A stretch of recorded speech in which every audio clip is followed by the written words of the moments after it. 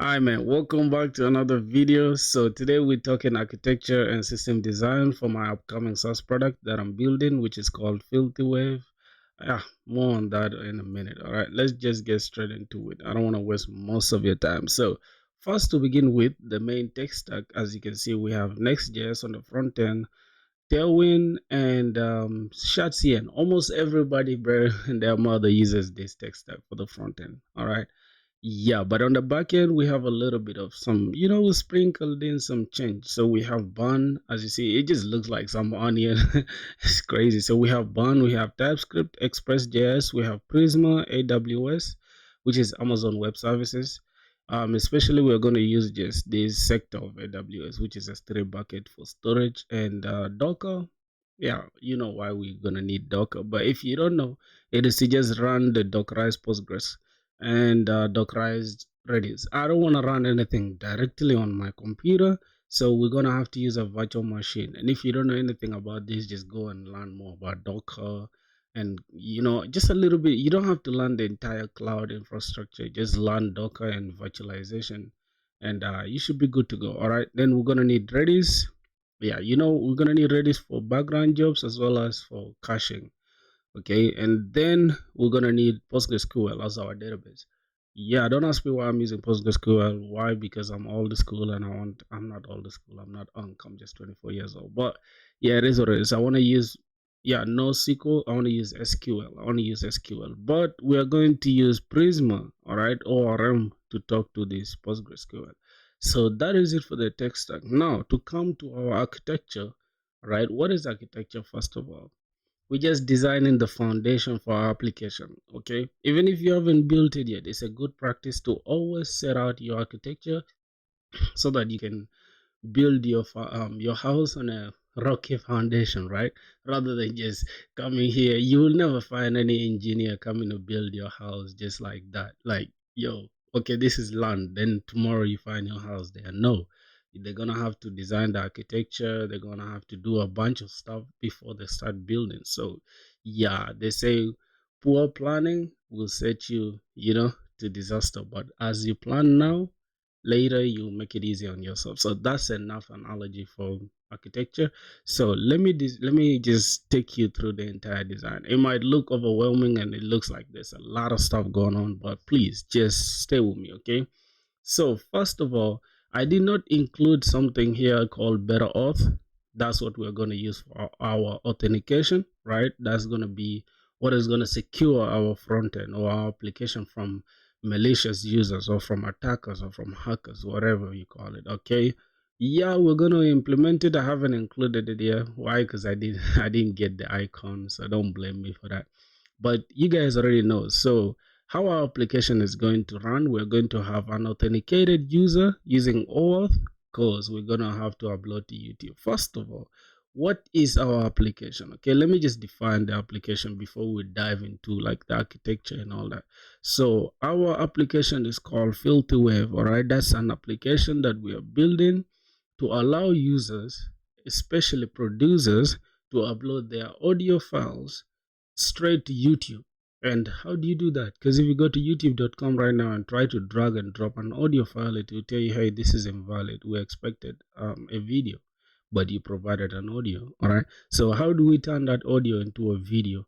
Are we going to go to the simplest way actually is to go to any like editing software like DaVinci Resolve or any other stuff and just get your audio and your image and then just put them together and boom, you have a video. So you can just go and drag and drop that video to YouTube. Now, notice how that is easy to do. Okay, that's the easy route to take. But taking it easy now that means you're gonna have to do it manually, all right? Every time you make a beat or upload a beat, you need to do that every single time. Think about if you have like 1,000 beats to upload. I'm not saying you're gonna upload 1,000 beats anyways, but I'm just giving you like you get it. That means your brute force is not going to make it. Okay, it's not gonna cut it for you unless you're just like you have all the time in your hand. But for me, I'll be streaming every single day. I'll be doing a lot of stuff, making beats and all that. The last thing I want is to also go and do this manually. So we are just going to automate it in quotes. Okay, just so that we can just upload direct to YouTube. Now, let me explain to you how we're going to do that. Okay. Now, most of these applications that you see, things like DaVinci Resolve, things like OBS Studio that I'm using to even record myself right now, all of them are wrappers. They are just wrapping around something, a technology called FFmpeg. Okay. Fast Forward MPEG. Now, Fast Forward MPEG is an application, that's a technology that is super crazy. It is powering 99% of any video, anything like that has media to it. It is controlled by FFmpeg, but people just don't give it a lot of, that is not shining like that. It's the underdog, but yeah, just go and do more research on that. But so why do we have to use a wrapper of FFmpeg when we can just use our own FFmpeg and then yeah? So it's okay. Now let me get straight into the architecture. So a user that is logged in, which is a signed in user that has the right credentials, is going to take an audio file plus an image and the metadata. With the metadata, by metadata I mean the title, the description, the tags, what you do, the dope things that you do with YouTube. Okay, that's the metadata. All things like your title, like what's the title of the beat you want to upload, you get the point. All right, you take all that metadata, that is the signed in user, and they're going to be able to upload it direct to YouTube.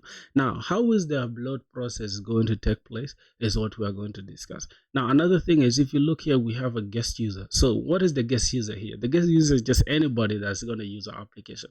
Obviously, we're going to keep track of the guest user in a way that we want to know what they're doing in our application just for analytics and just to improve more like on our page. But any guest user is not really going to be allowed to upload anything on our platform. Okay, because why?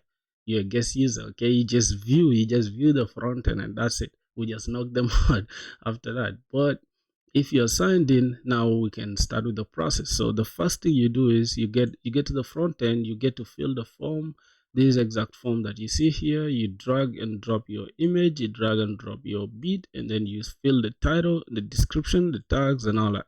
All this dope stuff. Okay, let me just control Z this. All right, all that dope stuff. After filling that on the front end, all right, what you're going to do is that image, when you drag and drop it, and the audio when you drag and drop them, they are not going direct to our backend. Okay, we are sending them direct from our front end directly inside our S3 bucket. Why are we using S3 bucket here, which is part of AWS? Okay, why are we using S3 bucket? Is because S3 bucket is the biggest storage system that I can think of, and it's the cheapest option out there. You know why? Because most of anything that you see that uses S3 bucket, like literally from upload thing to Tigris to most of these other ones, that are just wrapping around the audio. I mean the S3 bucket. Yeah, S3 bucket. Now, if you think about it, why do we need to use a wrapper when we can just use the exact thing? It's more like this degenerate AI rappers that we see, ChatGPT rappers everywhere. Like, hey, I have a new AI startup. It's all about ChatGPT rapping the entire thing. You get, so we can just use the actual thing. And bro, I don't like rappers. I can lie to you, but it is what it is. Just make your work simpler if you can. So yeah, now we have our S3 bucket. We are going to upload this image and the audio direct to our S3 bucket. Notice we're not taking our metadata with us. Why? Because our metadata is just going to be stored directly inside our database.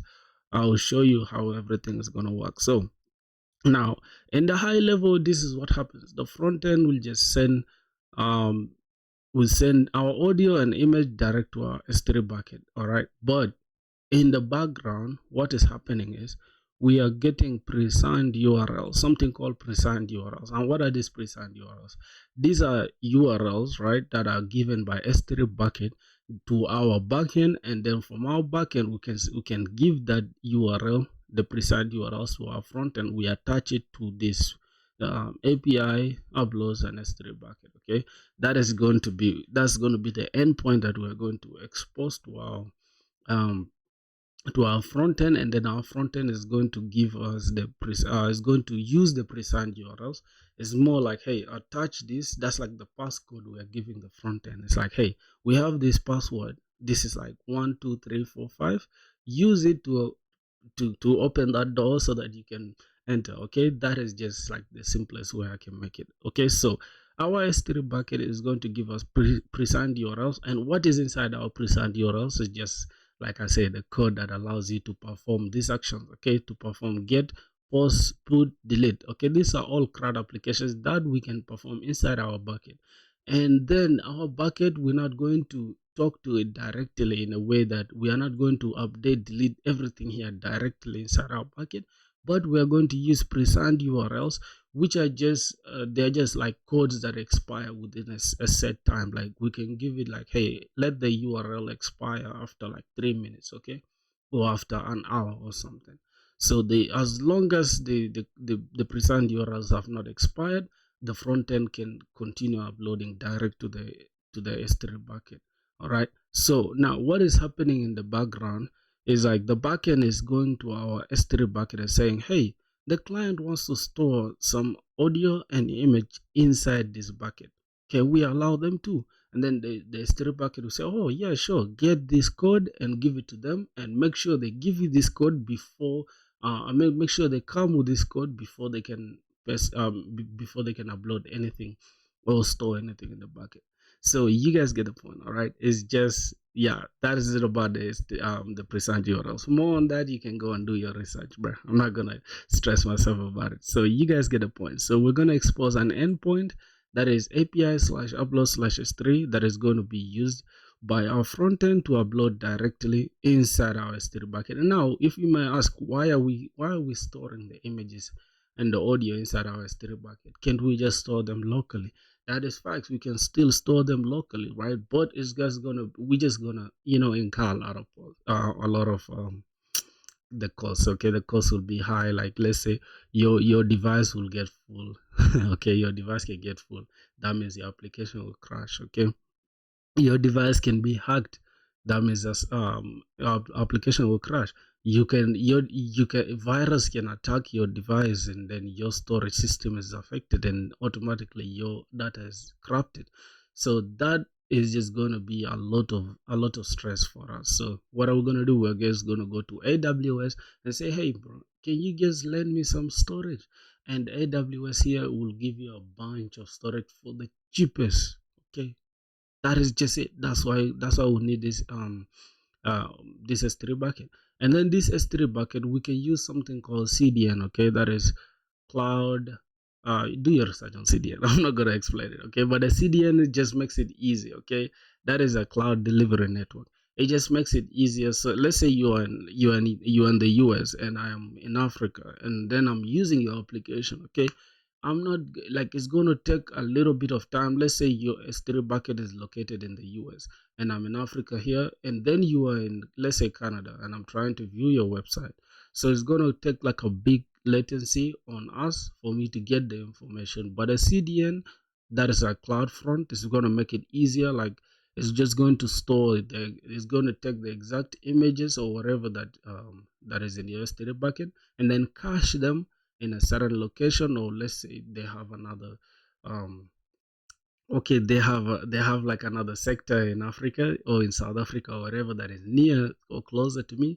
They can just cache it there, and then I can access it from here, just closer to me, without having to hit our S3 bucket directly. So that is it, just like on the high level of things. So that's what's happening with our S3 bucket. And then another thing that you might know is, how do we have audio processing here and image using, processing audio plus image using FFmpeg? I will explain it in a second. Okay, so after we store our images here in our S3 bucket, so what our backend is going to do is going to download these images that we have in our S3 bucket, and then use them for the Redis or ingest or background jobs, all right, to process the image and the audio. Now, another thing is, we can easily skip the download part and then just get it directly from here, and then let we just give an event, like after our S3 bucket is storing, after we store the images in our S3 bucket, we can just send an event direct to our ingest or maybe Redis or BoolMQ. That is basically for the for queuing, or just like okay, let's say we just upload a bit and then we want to upload another one. The process will be it will be processing in the background, then it will give us an event that, hey, I'm done with my part. Okay, now go and handle the other part. That is just a simple way to put it, but in the other way, it's just like a microservices. A service is at a service, but we're not using that like the entire microservices for this simple application. We're just making it modular. Okay, so now S3 bucket that has the audio and the image will be downloaded. The images that are here and the audio will be downloaded or will be taken direct to our background job, which is Redis, and then the audio and the image will be processed using FFmpeg and then converted directly into video, okay, which is mp4. And yeah, from there, that is it. We can then store our audio plus image urls that are inside S3 bucket. The urls, notice urls, we are not storing the actual audio and the image in our database. That's gonna be crazy for us. Okay, another thing we could implement is just caching, right? We could also implement caching for our database here. As you can see, we can just put Redis just between the Prisma here. This is just an ORM that is going to allow us to talk to our database. Now, the audio and the image URLs and the bit metadata, the bit metadata is not actually stored in S3. We're just storing the audio and the image inside our S3, and then the bit metadata, which is the information like the title, the description, and all that, will be stored directly in our database. Okay, our backend will communicate using Prisma to our database and then store the bit metadata inside the database. I just didn't have the space here. I could have added it. So they will store this bit metadata inside the database, and then the bit metadata will meet with the audio and the image URLs. That means we have all of this now stored in the database here. Then we can use the same information that's stored in the database to process the data that we need. All right, and then after that, we just just pull them. Anything that we need from here, the backend can pull it directly. And then let's say the backend needs the audio URLs and the bit metadata. So we can just communicate using Prisma direct to our database, say, hey, give us this information that is stored inside this database. Okay, then after that, it's just going to pass via the cache layer, cache it, and then we just send it back to the backend, and then the backend can communicate with the front end. And then let's say next time a user wants to use this application again, we don't have to like just hit our database straight. We are just going to check the cache first. Hey, Redis, do you have this information? Okay, if they have it, cool, we get it. If they don't, we just hit the database once and then cache it, store it here, and then send it to the backend. That is just like the entire workaround for our application. And then after that, our backend can just post a video to YouTube, which is /YouTube/v3, I think is YouTube data or something like that. Okay, we shall figure out the entire API. That is not the thing, but you get the point. We're going to use a post method, HTTP method, and then it's just going to go direct to the front end. And then the front end can just have a button that's like submit, and it just goes direct to YouTube. So that's basically it for the high level and the low level of things. I haven't described anything in low level, but you guys get the point. Okay, yeah. So I think that is it for like the demonstration. And we can just go ahead and I'll show you just a little demo of the application. It's not the entire application, but a little demo of what we have so far. So let me just go ahead and just run the backend. Let me run cd frontend, and then I don't know if we're using pnpm frontend, and I'm not using pnpm, so I'm just gonna say npm run dev. Okay, just gonna have npm run dev. All right, cool. So we have the front end running, and let me just cd inside the backend, and I think we're using Bun on the backend. Yep, Bun dev. Yep, and then after that, we also need to cd inside the backend. After when we're inside the backend, now we can check if we have any Docker containers running. Okay, we don't have any Docker. Like you can see, cannot connect to Docker daemon. That is because we did not run our Docker desktop, and this Docker desktop thing, it just like I said, it's like a virtual machine inside your machine, like a virtual computer inside your computer. That's virtualization. Do your research on virtualization, you'll understand what I'm talking about. All right, let's now check again Docker PSA. Okay, as you can see, we don't have any containers running, so we can just say Docker compose. We can say Docker compose up, but we first build it, and then we make sure we run it in detach mode. All right, Now Docker, you can see Docker is created and running. Now if we go back here, you can see we have Postgres running, which is our Postgres database. Database system is ready to accept connections, and we can also check our Redis. Now Redis is ready to accept connections, TCP. Okay, that is basically it. Now as you can see, you might ask, why do we need this much technologies to just make a simple thing like uploading to YouTube?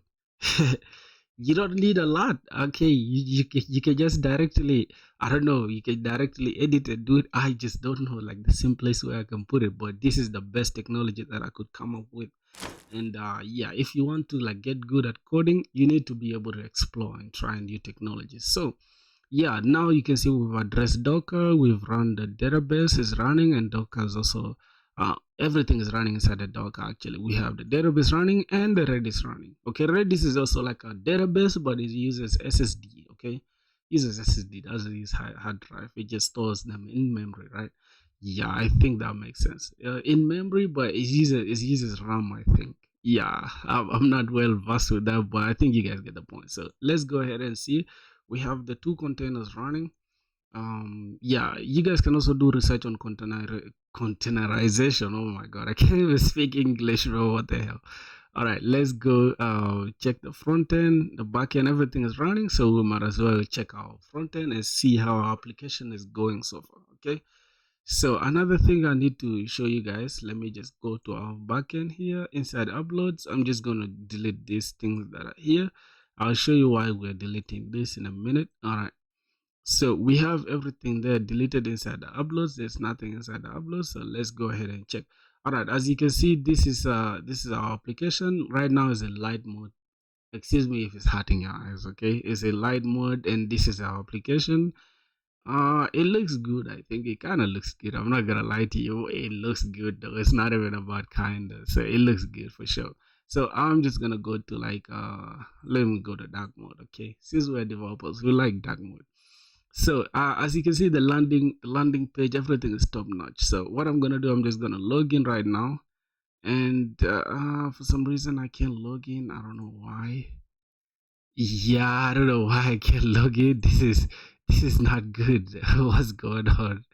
Oh my god, it's not the right time for you to trip talk. What the hell? Alright, alright. I don't know. For some reason I just can't log in. I just don't even know why, but it's telling me Prisma invocation. Hold on, what's going on? We did not run. For some reason there's a lot going on here in the backend. I don't know what's going on here. Does not exist. Database does not exist. Why? Um let's check out Docker Compose.